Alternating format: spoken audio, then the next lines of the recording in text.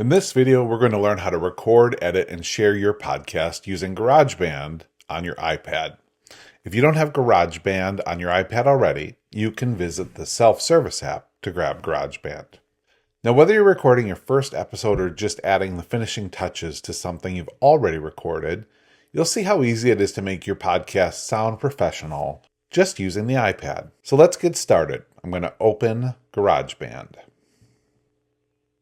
We're now going to tap the plus button, and for our first recording, we're just going to use the audio recorder. I'm going to start with the voice button.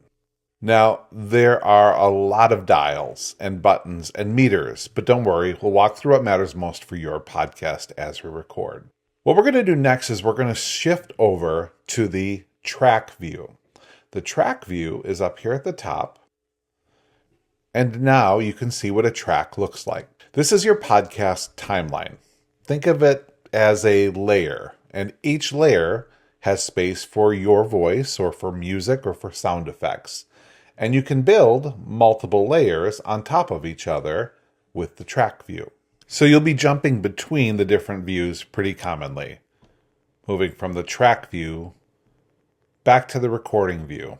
And I'm just tapping that microphone at the top to jump back to the recording view. Now, there's a couple of settings we want to get squared away right away to make your life easier. The first one is the metronome. So I am going to come up to the gear icon and tap that. We're going to go to metronome and count in, and we can just turn off the metronome entirely, and that will really eliminate any clicking that happens before you get started or during your recording. This is more for musicians, not so great for podcasting. We're going to use the back button and get out of that. We've got one other thing we want to set properly. We don't want to be limited in how long our recordings are. So I'm going to tap the plus button here, and you can see that it has a default length of a number of bars. Again, great for musicians, not for podcasting. I'm going to shift this to automatic. You want to make those two adjustments because that will make this project better for podcasting. Now we're ready to go, and I can just start a recording. How do we record? By hitting that record button at the top. And you can see that I have levels that are working here. That's why this view is great. I want to set my level while I talk to kind of in this mid 3/4 of the way to the top range. Because if I talk too loud and get a lot of red, that makes it really hard to hear and distorted. And of course, if I talk too softly, our listeners won't hear anything at all. So a nice mid-range is great. And to have this view up while you're interviewing can make it much easier for your guests to know whether they should speak more loudly or softer as you're interviewing them. I'm going to hit the stop button to stop the recording. And now we're going to shift over to our track view to see it in action.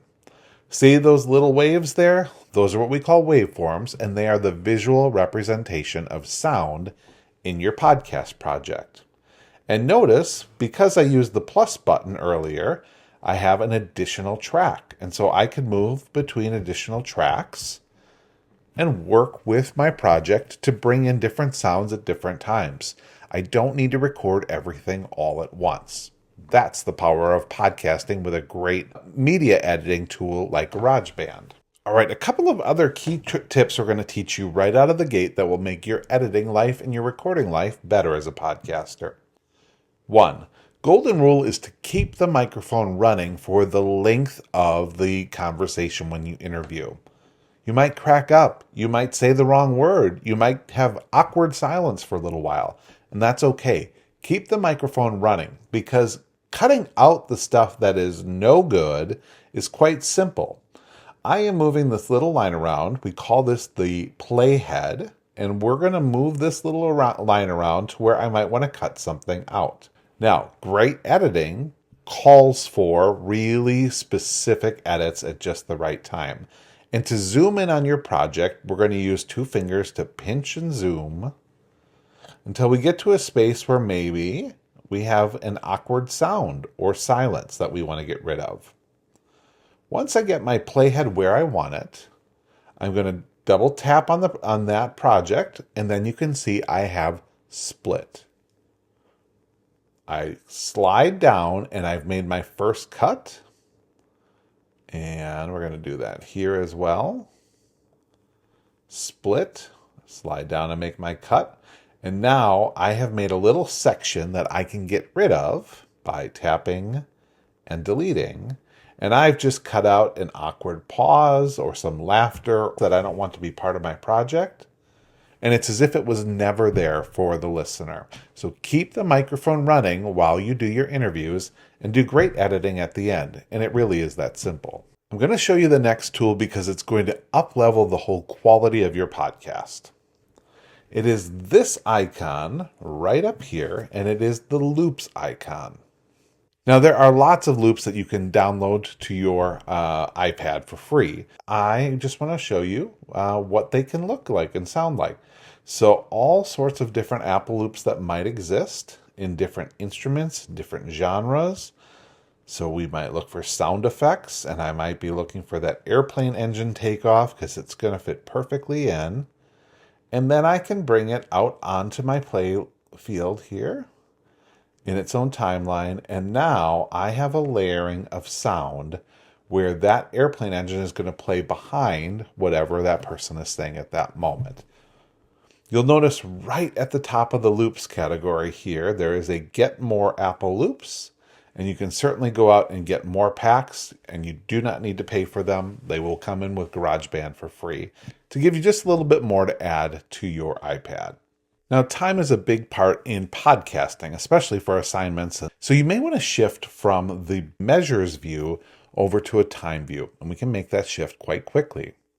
Here in our gears icon, I'm going to come on down, and we're going to change this over to time ruler. And you'll notice now it tells me where in the length of my podcast I am, because I'd like to have about a 10 to 15 second introduction to our podcast before we get into my first interview. So sliding that over and changing that view, I can now see right where my 15-second mark is and be able to work from there. And speaking of recording that introduction, can we add another recording very quickly? We certainly can by clicking on the plus button, voice, and we're going to add another recorder here. I'm going to click recording. It's away and ready to go. And at this point, you can see this timeline has changed as well. So I can make sure that my introduction stays under 15 seconds, which was my goal. Ready to bring that over to your podcast? We click the tracks button at the top. And now my 15-second introduction fits in perfectly. You might want to ask, why are there so many tracks in a given project and why do we need so many? But I'm going to just show you an example now based on my intro music. I'd like my intro music to be behind my speaking that I just did for my 15-second intro. Let's go grab our angelic art. And I'm going to drag it down this time, as I drag it out, onto its own track line, separate from my sound effects line. Now, off on the left-hand side here, one thing that you'll be able to see is this little icon, and I can drag out controls over my different tracks. This is nice because I can turn the volume of a track way down and the volume of my vocals way up to see what they sound like as they play together. I then can click my play icon and listen back and adjust in live time just the sounds that are on each track to make it sound better as they play together. So that's the power of using the different tracks and having different volumes on those tracks. So now you've done all of the hard work. You've got it finally set the way that you like it, and you're ready to export it for somebody else to listen to.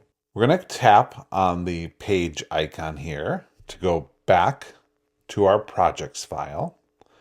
And you can tell right away that I've got a lot of projects. So let's start with the most obvious thing we need to do, which is properly naming it. If I tap and hold on the file, I can rename it.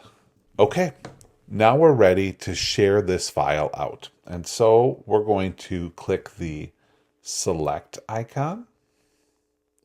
We're We're going to pick our podcast, and then we're going to go to this share out arrow here. And we're going to share this one out as a song. We can then click the share song button at the top. And the best place at this point for us to save this is over in our files. So we're going to go save to files. Files is an app on my iPad, and I can put it inside of the correct folder. For now, we're going to call it our Podcast for English 101, and we're going to save it there. Now I can take that and put it out into Google Drive. I could place it on YouTube. There's a lot of places that I can put it where it's easy for others to hear it and listen to it. But the key is sharing it out as a song file first. So that's it. You just produced a podcast from start to finish on your iPad. Remember, great podcasts start with great preparation. So remember to use your plan, record clearly, tell a story that's worth listening to, and add those fun little flourishes that give it all of the character that make it an interesting podcast to listen to. Happy podcasting.